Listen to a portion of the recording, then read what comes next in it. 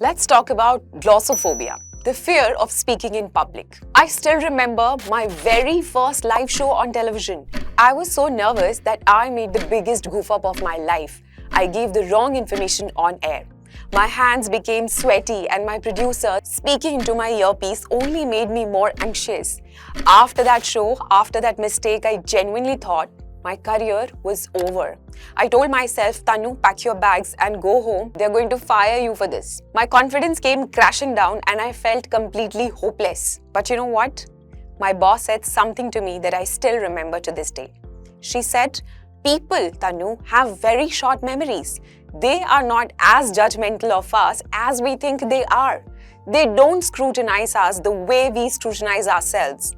The question is not, will people forget and move on? The real question is, will you be able to forgive yourself, forget it, and start fresh? And that changed everything for me. And here I am today, standing while sitting in front of you after 12 glorious years of television, media, and digital media. But what changed? What did I do to never become the old Tanu again? That is exactly what I'm going to reveal in this video. Welcome to PlanetSpark. Subscribe to our channel if you haven't already, because we talk everything about public speaking skills to grammar learning, the most important thing at this point of time. And this video is for everybody, students, teachers, podcasters, aspiring content creators, everyone. So the most important question is, why are we so scared of the stage, the camera, people, mic? Why do we get so nervous when all eyes are on us? Well, actually, no prize for guessing because we don't want to be judged. We become hyper aware of what people might think about my clothes, my appearance, my voice, or the words coming out of my mouth. I remember speaking to a group of students once, and one of them told me that when he went on the stage for his school annual function and saw the huge audience in front of him, he got so nervous that he had a blackout. And trust me, it happens to so many of us. It happens because our body feels like we are in danger and it needs protection, even when we are just standing in front of our own friends and family. And that's exactly why we make mistakes on stage. So let's look a few ways to deal with this very real fear. Point number 1, practice in a safe environment. Since crowd scares us, we need to practice in a place that feels safe. Make the mirror your best friend. Practice in front of your brother, your sister, or even your stuffed toys. And no, this is not funny. This is actually a very strong, powerful way to deal with anxiety because it makes speaking less intimidating and less pressured. So keep practicing until you get better at it. Even today, when I have to go and speak on stage, I practice in front of my mother. She smiles and asks me, "Why do you still practice in front of me? You are trained now." But she is my safe space. I don't feel pressure around her. I don't feel anxious. And trust me, when I go on stage after that, I perform with utmost confidence. Number 2 is deep breathing.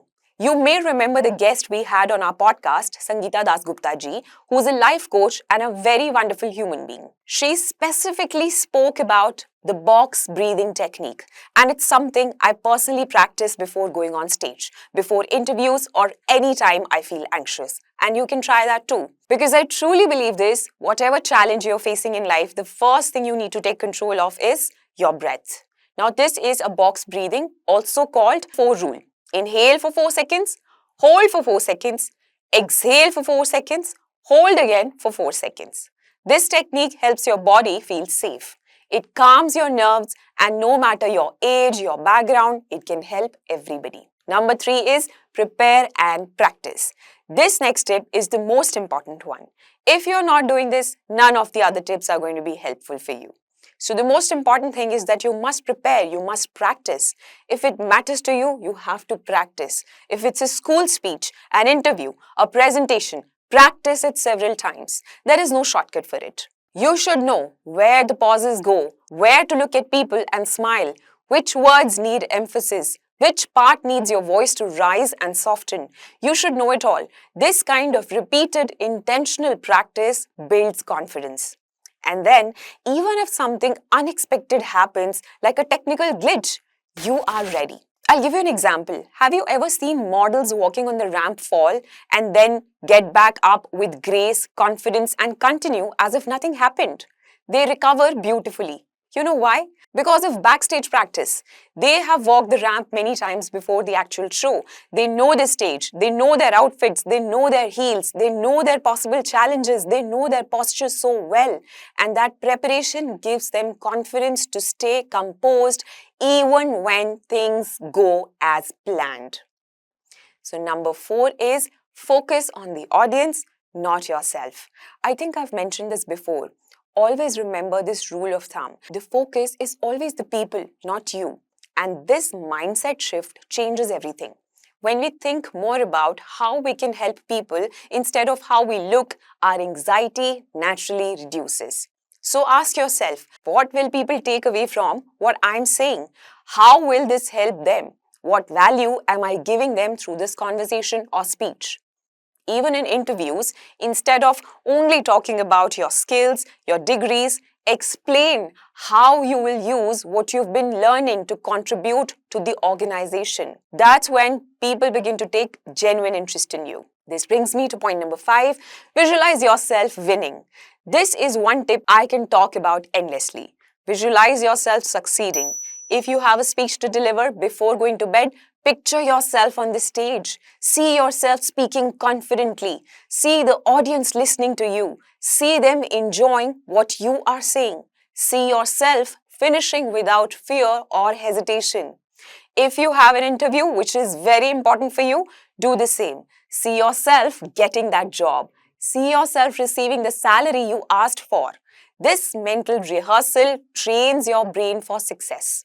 And yes, visualization is incredibly powerful. So many successful speakers talk about it and they also practice it. Watch TEDx videos, interviews, or even podcasts. You'll hear this again and again. Many great speakers practice visualization regularly. So these are the tips that can help make you stage ready. But remember, these won't work like magic overnight. This takes consistent practice and it also needs a plan. And that is why I take immense pride in saying that PlanetSpark has helped so many students build confidence, master public speaking, and even speak on prestigious TEDx stages. If you want to express yourself but feel like you don't have enough confidence, I would suggest you to try our one-on-one online classes, and the best part is your first class is absolutely free. It gives you a chance to know us better. And if you genuinely enjoy the experience, you can continue with our course and become a part of this growing community at PlanetSpark. So I'm Tanu Sardana signing off for now. I shall see you in another video, and like I always say, keep learning.